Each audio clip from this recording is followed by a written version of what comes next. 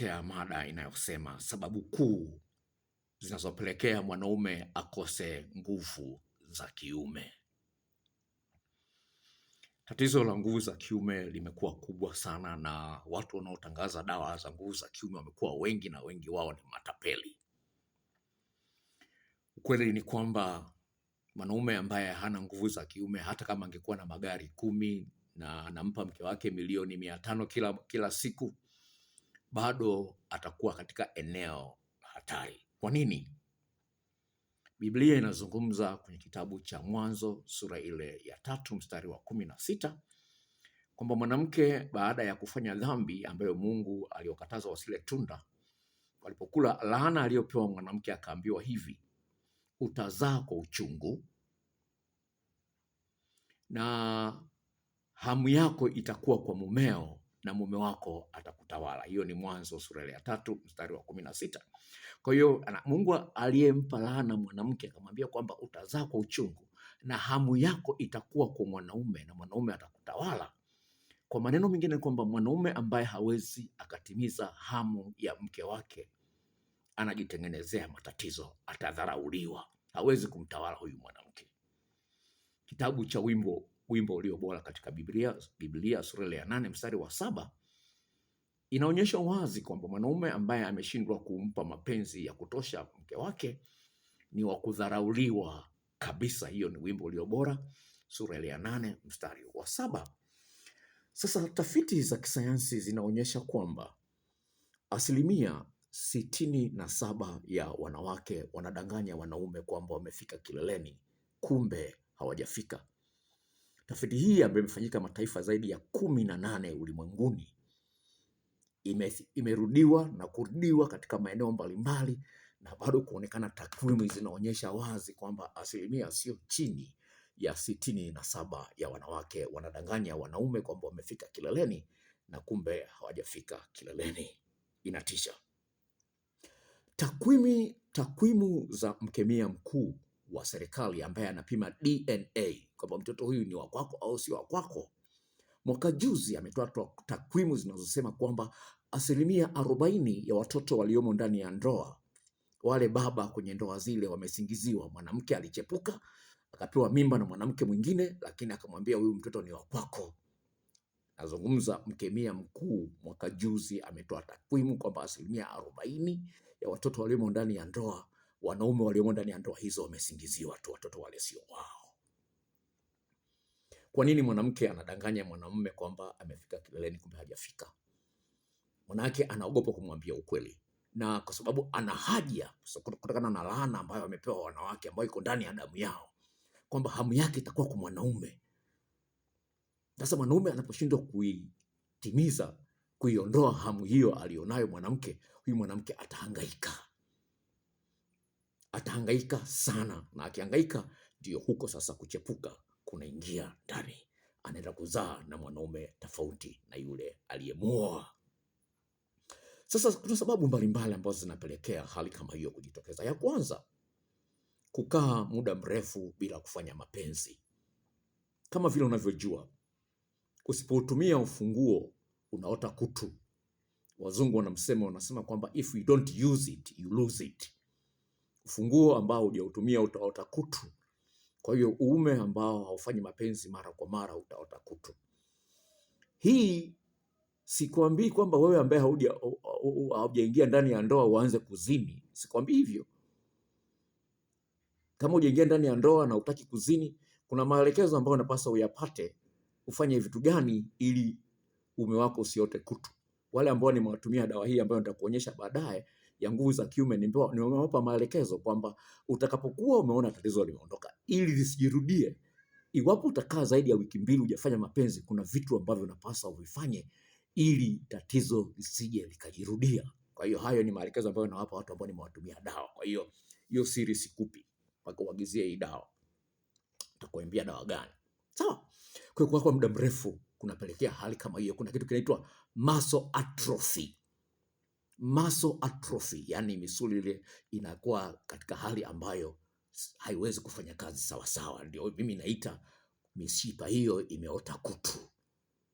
Ndio la kwanza. La pili, Wanaume wengi wanafanya mchezo wa kujichua. Mchezo wa kujichua wanaita masturbation au punyeto, inapelekea hali kama hiyo kujitokeza. Hali hiyo inajitokeza kwa sababu gani? Unapokuwa umefanya punyeto ukamwaga mbegu, unapokuwa umemwaga zile mbegu, kuna hewa inaingia ndani.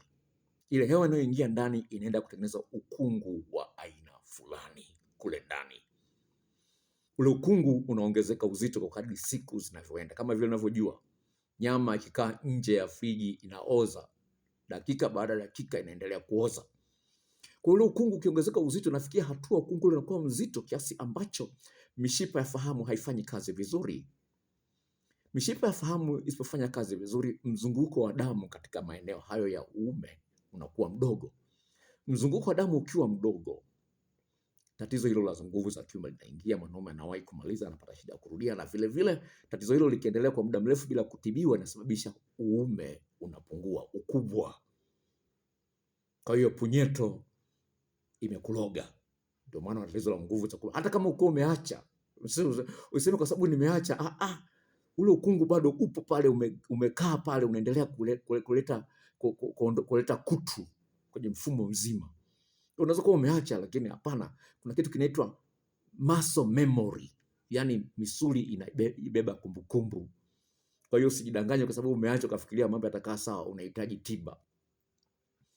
Naendelea, hiyo ni sababu ya pili. Sababu ya tatu ni kuwa na tabia ya kukaa na mkojo kwa muda mrefu. Tabia ya kukaa na mkojo kwa muda mrefu inapelekea mwanaume apate tatizo hilo la nguvu za kiume. Sasa hii nazungumza sayansi, sizungumzi hadithi za paka na panya, ni tafiti ambazo zimethibitisha hilo. Kuwa na tabia ya kukaa na mkojo kwa muda mrefu ni mbaya. Ya nne ambayo inapelekea mwanaume awe na tatizo la nguvu za kiume ni pale ambapo anapata tatizo ambalo linamsababisha alazimishe haja kubwa. Hii nina ushahidi. Huyu kaka alikuwa na tatizo la nguvu za kiume, katumia kila aina ya dawa, tatizo lile halijaondoka. Sasa mke wake ambaye ni mrembo, nitakwambia kwa nini nimemuona mke wake, nitakueleza.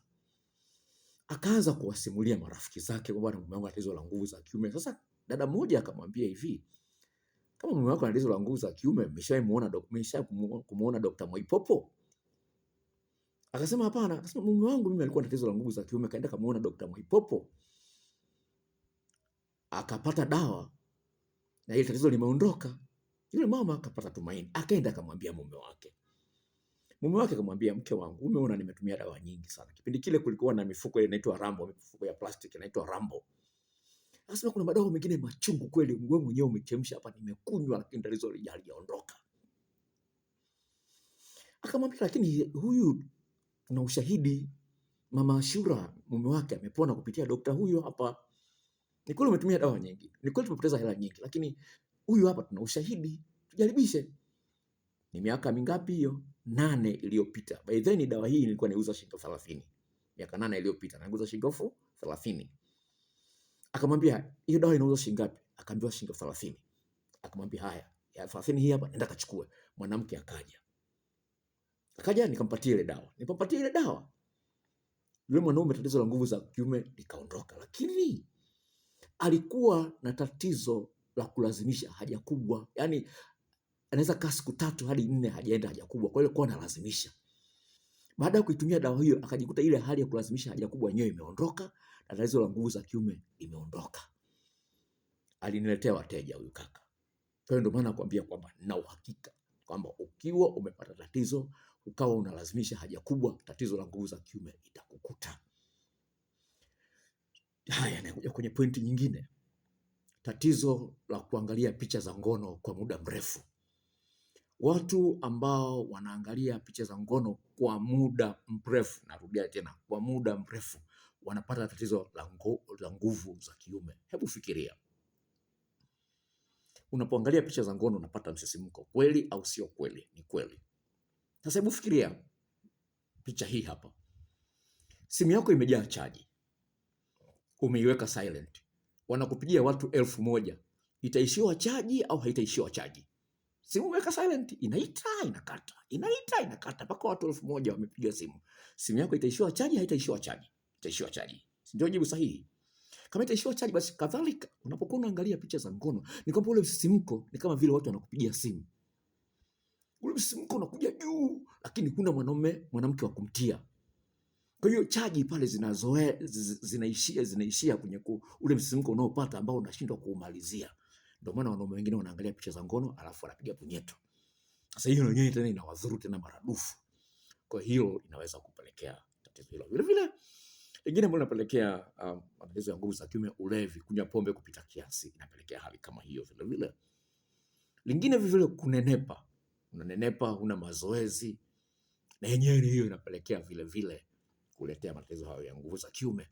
Magonjwa ya kisukari, magonjwa ya pressure, inapelekea hali hiyo kuleta nguvu za kiume kupungua. Kazi hizi za kukaa kwa muda mrefu, fundi cherehani, dereva wa maroli muda mrefu, wewe umekaa ofisini muda mrefu, unajua ni nini? Sisi wanaume, kipindi cha joto korodani zinashuka chini, kipindi cha baridi korodani zinakuja juu. Kweli au sio kweli? Unafikiria kwa nini kipindi cha joto korodani zinashuka chini, zinakuwa ndefu? Ni kwamba Mungu alivyoumba korodani ndicho kiwanda cha nguvu za kiume. Kwa hiyo unapokuwa umekaa kwa muda mrefu, hewa haipigi kule ya kutosha. Kwa kiwanda hakizalishi nguvu za kutosha. Unatakiwa kama unafanya kazi ofisini, kila baada ya saa 1 au saa 1:30 uinuke utembee kidogo. Sasa wengi hawafanyi hivyo. Wanaokaa madukani, fundi cherehani, ni watibu wengi wenye matatizo kama hayo. Fundi cherehani wanaokaa madukani kwa muda mrefu, madereva wa magari, wanaosafiri, mabodaboda hawa wanaokaa, hiyo inaweza kupelekea vile vile kupata tatizo la nguvu za kiume. Hilo ni jambo ambalo tunapaswa kuzingatia. Kwa hiyo hayo ni baadhi ya mambo. Kuna mambo mengine ambayo naweza nikazungumza, lakini sipendi video hii iwe ndefu kwa sababu nataka nikwambie tiba ipo kama una matatizo kama hayo. Sawa? Na hii dawa inaitwa Afrika. Hii dawa imefanyiwa utafiti wa muda mrefu sana. Itakuletea matatizo ya nguvu za kiume. Itaweza kuletea solution ya nguvu za kiume na uweze kuchelewa kumaliza na uweze kurudia. Kwa nini unaweza kuchelewa kurudi kumaliza? Hii dawa kama nilivyozungumza imefanywa utafiti wa kutosha, na utafiti huo ukathibitishwa na kuwekwa kwenye jarida linaloitwa West England Medical Science Journal. Na vile vile tafiti hii ya dawa hii imethibitishwa, na habari hizo za mafanikio pia zimethibitishwa na shirika la Impotence Association la huko Uingereza. Na aliyefanya utafiti huo mkubwa aliongoza ni Professor Grace Dorey, ndio ambaye aliongoza utafiti wa dawa hii, na akasema maneno haya: kwetu sisi ilikuwa ni jambo la kushangaza kabisa, kwani wanaume waliweza kuwa na nguvu zaidi za kiume na pia kuweza kusimamisha uume wao kwa muda mrefu. Taasisi ya afya ya taifa ya Uingereza inaitwa National Institute of Health of United Kingdom inasema kwamba matatizo ya nguvu za kiume na kuwahi kumaliza husababisha wanaume wapate matatizo ya akili na kukosa hali ya kujiamini au kujiheshimu, na mambo hayo huchangia mtu apate shida kuboresha au kudumisha mahusiano yenye furaha. Sasa dawa hii itakuletea matokeo ndani ya wiki 2. Imetokana na mimea, ni mchanganyiko wa mimea aina mbalimbali. Matokeo utayaona ndani ya wiki 2, lakini itapasa uitumie kwa muda wa 1.5 mwezi kufanya mabadiliko yawe ya kudumu. Haikuzuii kufanya tendo la ndoa au kunywa pombe, lakini inapasa uitumie kwa muda huo ili uweze kuliondoa tatizo hilo moja kwa moja. Sasa nikuonyeshe mchoro huu hapa, unakuonyesha wale ambao wameagizia dawa hii wanakutana na mchoro huu. Hii dawa inakuja na maelekezo kwenye karatasi hii ambayo iko mbele yako hapa. Huu ni mchoro wa uume. Huu ni uume wako. Sawa? Msuli huu uliojikunja kama bakora unahusiana na tatizo la kuwahi kumaliza. Unajua kwenye baiskeli kuna valve unajaza, au kwenye tairi ya gari unajaza, kuna valve ina control upepo usitoke, inabana. Sawa? Sasa msuli huu hapa ndio kama valve. Sehemu hilo jikunja hii. Unaona hii sehemu, unaona? Angalia hapa. Sehemu hilo jikunja hii kama bakora hapa. Ikijaa damu vizuri inavimba. Inaubana huu msuli wa juu, unachelewa kumaliza. Sawa? Ikiubana huu inakuwa kama vile valve, haiwezi katoa, unachelewa kumaliza. Huu msuli wa juu hapa unahusiana na nguvu za kiume na hamu ya tendo la ndoa. Napozungumzia nguvu za kiume ni uume kusimama ukakaza vizuri kabisa. Napozungumzia hamu ni hamu yenyewe na urahisi wa kusababisha kwa haraka, mara ya kwanza, mara ya pili, ya tatu au ya nne. Kwa hiyo hii dawa inakwenda kudili na misuli hiyo. Kwa hiyo inaondoa tatizo la nguvu za kiume na uume unakaza vizuri, unasimama kwa muda mrefu.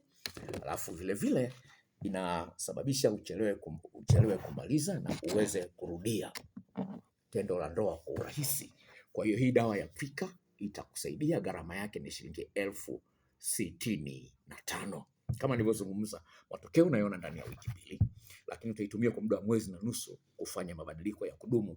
Utakapoona tatizo limeondoka, ili sijirudie, napaswa uepuke mambo hayo ambayo nimeyazungumza. Sawa, mambo hayo nimeyazungumza karibu 7.